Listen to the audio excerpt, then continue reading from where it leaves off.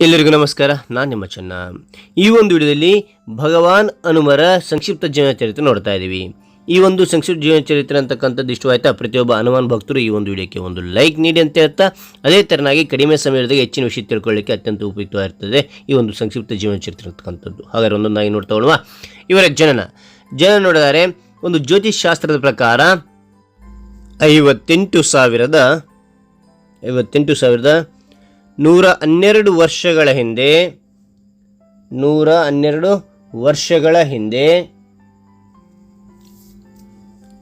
ತ್ರೇತಾಯುಗದ ಕೊನೆಯ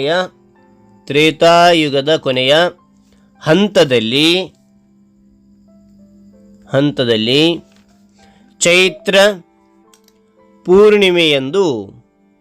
ಚೈತ್ರ ಪೂರ್ಣಿಮೆಯಂದು ಮಂಗಳವಾರದಲ್ಲಿ ಜನಿಸಿದರು ಅಂತ ಹೇಳಲಾಗ್ತದೆ. ಮತ್ತು ನೋಡಿ, 58,112 ವರ್ಷಗಳ ಹಿಂದೆ ತ್ರೇತಾಯುಗದ ಕೊನೆಯ ಹಂತದಲ್ಲಿ ಚೈತ್ರ ಪೂರ್ಣಿಮೆಯಂದು ಮಂಗಳವಾರ ಜನಿಸಿದರು ಅಂತ ಹೇಳಲಾಗ್ತದೆ.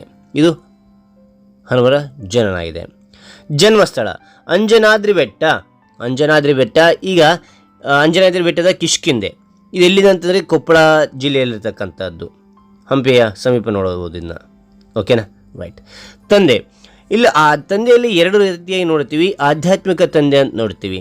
ಇಲ್ಲಿ ಹನುಮ ಹುಟ್ಟಿದ್ದು ಆಧ್ಯಾತ್ಮಿಕ ತಂದೆ ಆಗಿರ್ತಕ್ಕಂತಹ ವಾಯುದೇವರಿಂದ ಇಲ್ಲಿ ಹನುಮ ಹುಟ್ಟಿದ್ದು. ಓಕೆನಾ, ಆಧ್ಯಾತ್ಮಿಕ ತಂದೆ ಇದು ವರ ಕೊಡಿತು, ತಾಯಿಗೆ ಒಂದು ವರ ಕೊಟ್ಟರು ವಾಯುದೇವ. ಆಗ ಏನಾಯ್ತು, ಅದರಿಂದ ಹುಟ್ಟಿರ್ತಕ್ಕಂಥದ್ದು. ಇಲ್ಲಿ ತಂದೆ ನೋಡಿದ್ರೆ ಕೇಸರಿ ಅಂತಕ್ಕಂಥದ್ದು, ತಾಯಿ ಅಂಜನಾದೇವಿ ಅಂತಕ್ಕಂಥವ್ರು. ಹನುಮನಿಗೆ ಅನೇಕ ಹೆಸರುಗಳು ನಾವು ನೋಡ್ತೇವೆ. ಓಕೆನಾ, ಹನುಮ ಅಂತೇಳಿ, ವಾಯುಪುತ್ರ ಅಂತೇಳಿ, ಮತ್ತು ಅನಂತರ ಅಂಜನಿ ಪುತ್ರ ಅಂಥೇಳಿ. ಓಕೆ, ಆನಂತರ ಬಜರಂಗಿ, ಕೇಸರಿ ನಂದನ, ಪವನ ತನಯ, ಕಪಿ ವೀರ ಅಂಥೇಳಿ ಅನೇಕ ಹೆಸರುಗಳು ನೋಡ್ಬೋದು. ಇದೊಂದೇ ಅಲ್ಲದೆ ಇನ್ನೂ ಅನೇಕ ಹೆಸರುಗಳು ನಾವು ನೋಡ್ತೇವೆ. ಓಕೆನಾ, ರೈಟ್. ಬಾಲ್ಯದಲ್ಲಿ ಏನು ಮಾಡಿದ್ರೆ, ಬಾಲ್ಯದಲ್ಲಿ ಅವರಮ್ಮ ಹಣ್ಣು ತರಲಿಕ್ಕಂತ ಹೋದರು. ಆದರೆ ಮನೆಯಲ್ಲಿ ಅಲ್ಲಿ ಮೇಲೆ ನೋಡಿರ್ತಕ್ಕಂಥ ಸೂರ್ಯನನ್ನು ಹಣ್ಣಂತ ತಿನ್ನಕ್ಕೆ ಹೋದ್ರಂತೆ ಹನುಮ. ಪತ್ನಿ ಯಾರಂದ್ರಿಗಿನ ಸುವರ್ಚಲ. ಇದು ಸೂರ್ಯದೇವನ ಮಗಳು. ನಿಮ್ಮ ವಿವಾಹ ಬ್ರಹ್ಮಾಂಡದ ಕಲ್ಯಾಣಕ್ಕಾಗಿ ಮಾತ್ರ ಅಂಥೇಳಿ ಮಾಡಲಾಗ್ತದೆ. ಆನಂತರ ಮದುವೆ ಆದ ನಂತರ ಸುವರ್ಚಲ ಕೂಡ ಧ್ಯಾನಕ್ಕೆ ಹೋಗ್ತಾರೆ. ಅದೇ ಥರನಾಗಿ ಬ್ರಹ್ಮಚರ್ಯ ಪಾಲನೆ ಕೂಡ ಹನುಮಂತನ ಮುಂದುವರಿತಾ ಹೋಗ್ತದಂತೆ. ಓಕೆನಾ. ಮಗ ಮಕರಧ್ವಜ. ಇವರೆಲ್ಲರಿಗಿನ ನೀರಲ್ಲಿ ಹೋಗಲಿಕ್ಕೆ ಬೆವರಿನಿಂದ ಹುಟ್ಟಿರ್ತಕ್ಕಂಥ ಮಗು ಮಕರಧ್ವಜ ಇದಾಗಿದೆ. ಓಕೆನಾ. ಯಾರ ಭಕ್ತರಾಗಿದ್ದರು ಹನುಮಾನ್ ಅಂದರೆ ಶ್ರೀರಾಮನ ಭಕ್ತ ಆಗಿದ್ದ. ಆನಂತರ ಪೂಜಿಸುವ ವಾರ, ಯಾವ್ಯಾವ ವಾರ ಪೂಜಿಸ್ತಾರೆ ಹನುಮಾನ್ ಅಂತ ನೋಡಿದರೆ ಮಂಗಳವಾರ ಪೂಜಿಸ್ತಾರೆ, ಅದೇ ಶನಿವಾರ ಪೂಜಿಸ್ತಾರೆ ಅಂತೇಳಿ ನಾವು ನೋಡ್ಬೋದು. ಮಂಗಳವಾರ ಮತ್ತು ಶನಿವಾರ. ಆಯುಧ ಯಾವುದಾಗಿತ್ತು ಅಂದ್ರಿನ ಖಡ್ಗ ಆಗಿತ್ತು. ಯಾರ ಅವತಾರ ಅಂತ ಹೇಳಲಾಗ್ತದೆ ಈ ಹನುಮಾನ್ ಅಂತಕ್ಕಂಥದ್ದು ನೋಡಿದರೆ ಶಿವನ ಒಂದು ಅವತಾರ ಅಂತ ಹೇಳಲಾಗ್ತದೆ. ಶಿವನ ಒಂದು ಅವತಾರ ಈ ಹನುಮ ಅಂತ ಹೇಳಲಾಗ್ತದೆ. ಹನುಮನು ಎಂಥವನು ಅಂದರೆ ಅವನು ಬುದ್ಧಿವಂತ. ಹನುಮ ದೇವರು ಬುದ್ಧಿವಂತ. ಭಗವಾನ್ ಹನುಮ ಬುದ್ಧಿವಂತ, ಶಕ್ತಿಯುಳ್ಳವನು, ಧೈರ್ಯಶಾಲಿ,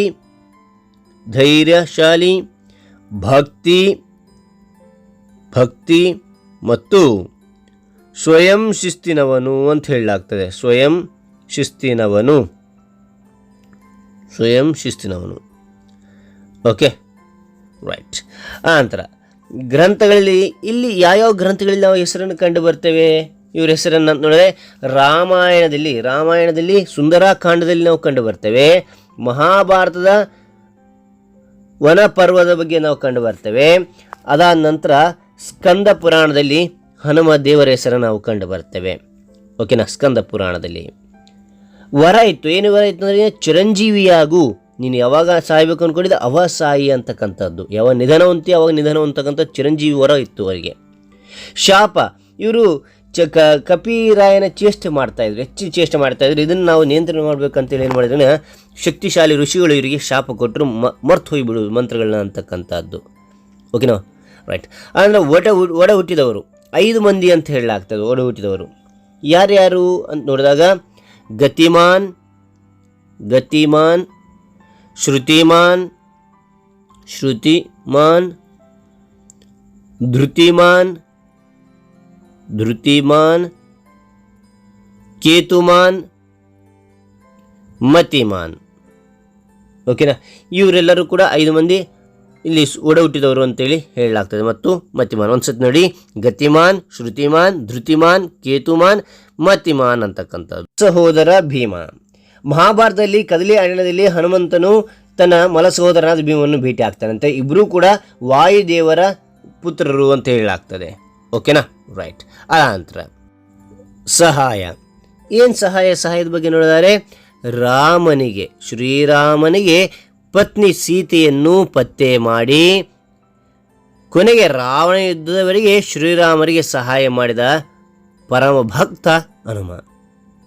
ಶ್ರೀರಾಮರಿಗೆ ಪತ್ನಿ ಸೀತೆಯನ್ನು ಪತ್ತೆ ಮಾಡಿ ಕೊನೆಗೆ ರಾವಣನ ಯುದ್ಧದವರೆಗೆ ಶ್ರೀರಾಮರಿಗೆ ಸಹಾಯ ಮಾಡಿದ ಭಕ್ತ. Okay, right. ಹನುಮಾನ್ ಚಾಲೀಸ್ ಯಾರು ಬರೆದ್ರು ಅಂದ್ರಿನ 16ನೇ ಶತಮಾನದಲ್ಲಿ ತುಳಸಿದಾಸರು ಬರೆದಂತೆ. ಹನುಮನನ್ನು ನೋಡಿ ಜಪಿಸ್ತಾ ಇದ್ರು, ಹನುಮಕಂಡ ಅಂತೆ. ಹನುಮಕಂಡಾಗ 16ನೇ ಶತಮಾನದಲ್ಲಿ ತುಳಸಿದಾಸರು ಬರೆದರು. ಇದು ಅತ್ಯಂತ ಪ್ರಸಿದ್ಧವಾಗಿರ್ತಕ್ಕಂಥದ್ದು. ಹನುಮಾನ್ ಗಲ್ಲ ಇದಕ್ಕೆ ಹಿಂಗೆ ಉಬ್ಬಿರ್ತದೆ ಅಂತ ನೋಡಿದಾಗ, ಇಲ್ಲಿ ಸೂರ್ಯನ ಮುಟ್ಟಕ್ಕೆ ಹೋದಾಗ ಇಂದ್ರ ಖಡ್ಗದಿಂದ ಬಡಿರ್ತಾನೆ, ಆಗ ಗಲ್ಲ ಅಂತಕ್ಕಂಥ ಮುರಿತದೆ. ಆಗ ಗಲ್ಲ ಮುರಿದವನು ಹನುಮಾನ್ ಅಂದ್ರೆ ಅರ್ಥ ಏನು? ಗಲ್ಲ ಮುರಿದವನು. ಅಂಜನಿ ಪುತ್ರ ಅಂತಂದ್ರೇನು? ಅಂಜನಿಯ ಮಗ. ಜಗತ್ತಿನ ದೊಡ್ಡ ವಿಗ್ರಹ ಎಲ್ಲಿದೆ ಅಂತ ನೋಡುವಾಗ ಆಂಧ್ರ ಪ್ರದೇಶದ ಶ್ರೀಕಾಕುಳಂ ಜಿಲ್ಲೆಯ ಮಡಪಂನಲ್ಲಿ ಈ ಪ್ರತಿಮೆ ನೋಡುವುದು. ಈ ಪ್ರತಿಮೆ ಅಂತಕ್ಕಂಥದ್ದು 171 ಅಡಿ ಎತ್ತರ ಇರ್ತಕ್ಕಂಥದ್ದು. ಓಕೆನಾ, ರೈಟ್. ಆ ನಂತರ ಹನುಮ ಜಯಂತಿ ಯಾವುದಕ್ಕೋಸ್ಕರ ಆಚರಣೆ ಮಾಡ್ತೇವೆ ಅಂತ ನೋಡಿದಾಗ, ಪ್ರತಿ ವರ್ಷ ಹನುಮನು ಹುಟ್ಟಿದ ದಿನವನ್ನು ಹನುಮ ಜಯಂತಿ ಅಂತ ಆಚರಣೆ ಮಾಡ್ತೇವೆ. ಹಾಗಾದರೆ ಈ ಒಂದು ಮಾಹಿತಿ ಇಷ್ಟವಾದರೆ ಇನ್ನೊಬ್ರಿಗೆ ಶೇರ್ ಮಾಡಿ. ಹನುಮನ ಭಕ್ತ ತಿಳಿತದೆ ಇನ್ನೊಬ್ರಿಗೆ ಅಂತ ಹೇಳ್ತಾ, ಹಾಗಾದರೆ ಈ ಒಂದು ಮಾಹಿತಿ ಇಷ್ಟವಾದರೆ ಲೈಕ್ ಮಾಡಿ, ಶೇರ್ ಮಾಡಿ, ಸಬ್ಸ್ಕ್ರೈಬ್ ಆಗೋದು ಮರಿಬೇಡಿ.